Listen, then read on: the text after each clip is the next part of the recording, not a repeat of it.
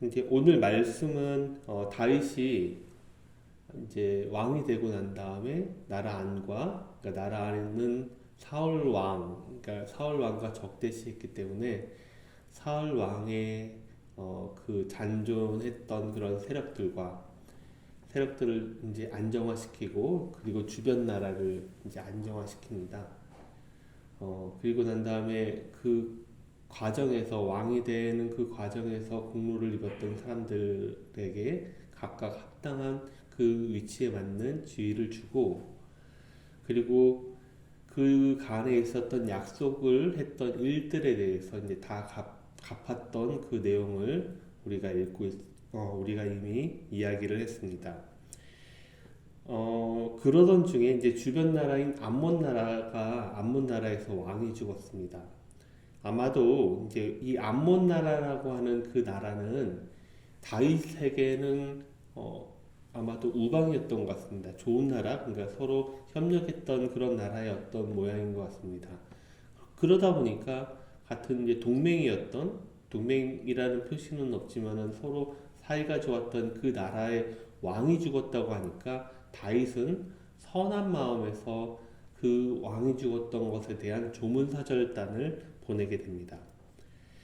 하지만 이 암몬나라 새롭게 이제 그 다음 왕이 되었던 암몬나라의 왕은 이 다윗의 좋은 의도를 오해하여서 아마 다윗이 그 나라를 암몬 나라를 정탐하러 왔을 것이다라고 오해를 하고 그 사절단의 수염과 의복을 잘라서 이렇게 보내게 됩니다.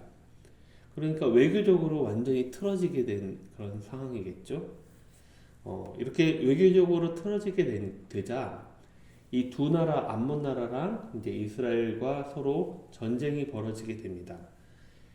자, 그렇다면 이제 암몬 나라는 이 다윗이 이제 사절단을 보내지 않았습니까? 이 조문사절단을 보냈을 때 이 조문사절단을 그렇게 수치를 주면서 이렇게 돌려보내는 거기 그렇게 행동한 것에 대해서 아마도 오늘 성경에서는 나타나 있지는 않지만 하지만 그 뒤에 이제 벌어지는 일들을 보았을 때 아마도 이 암몬 나라는 이스라엘과 서로 싸우게 된다면 우리가 이길 수도 있겠구나라는 그런 생각을 가지고 이러한 행동을 하지 않았을까라고 생각이 됩니다. 왜냐하면 이 암몬이 이 다윗이 쳐들어올 것을 대비하여 굉장히 철저하게 준비를 합니다. 그 첫 번째 준비가 바로 이제 아람 나라의 용병을 이제 고용을 하는데 이 아람 나라의 용병이 굉장히 많았던 모양이고 그 수가 우리가 가늠해 볼 수 있는 바는 바로 이 암몬 나라랑 이 아람 나라랑 같이 이 용병을 고용한 이 아람 나라랑 같이 그 수를 가늠해 볼 수 있던 그 구절이 바로 구절에 있습니다. 구절 말씀을 다시 한번 읽어보겠습니다. 구절입니다. 시작. 요압이 자기와 맞서 앞뒤에 친 적지를 보고 이스라엘의 선발한 자 중에서 또 엄선하여 아람 사람과 싸우려고 진치고 여기까지입니다.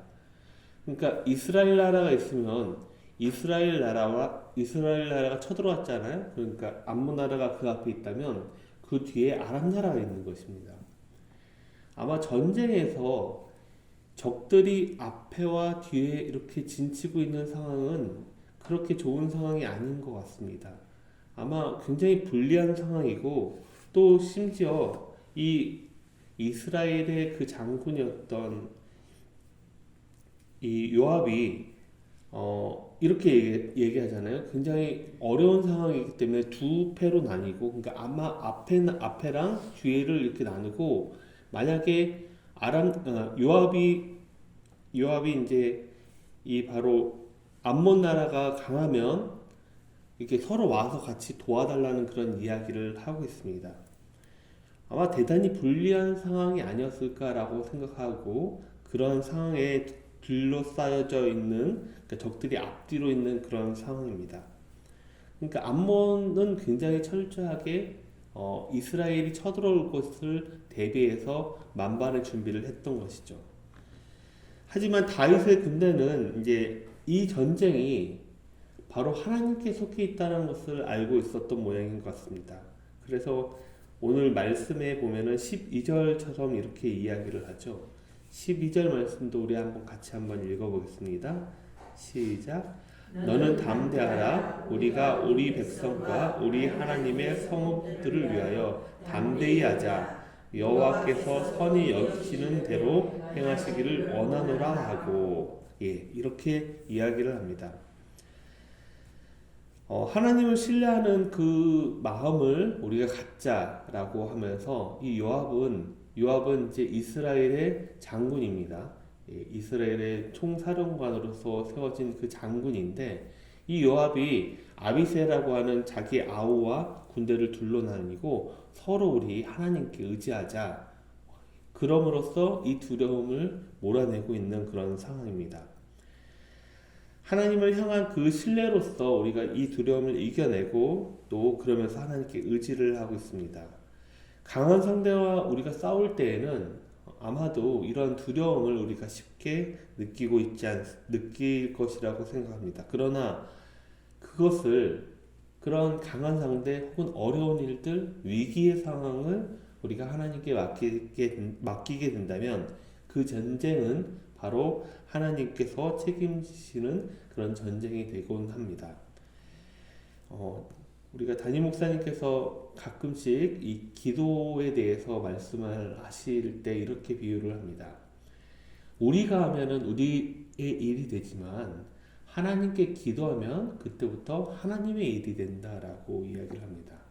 마찬가지로 모든 상황보다 또 모든 것보다 더 크신 하나님께 우리가 기도로서 의뢰를 할 때 그 일들은 여러분들 앞에 있었던 막혔던 일들, 어려웠던 일들, 위기의 상황들, 그 모든 일들이 여러분들이 일이 되는 것이 아니라 바로 하나님의 일이 될 수 있습니다. 그리고 그것은 모든 것보다 크신 하나님이 그 모든 일들을 해결해 주실 수 있다라는 그런 점입니다. 여러분들 앞에 여러 가지 영적 전쟁들이 있을 것입니다. 그때마다 우리는 하나님께 기도하면서 하나님을 전적으로 신뢰하셔야 됩니다. 그러면 우리는 어떤 영적 전쟁이더라도 오늘 이제 요압이 아비새와 이야기했던 것처럼 우리가 담대하자라고 이야기를 할 수가 있게 됩니다.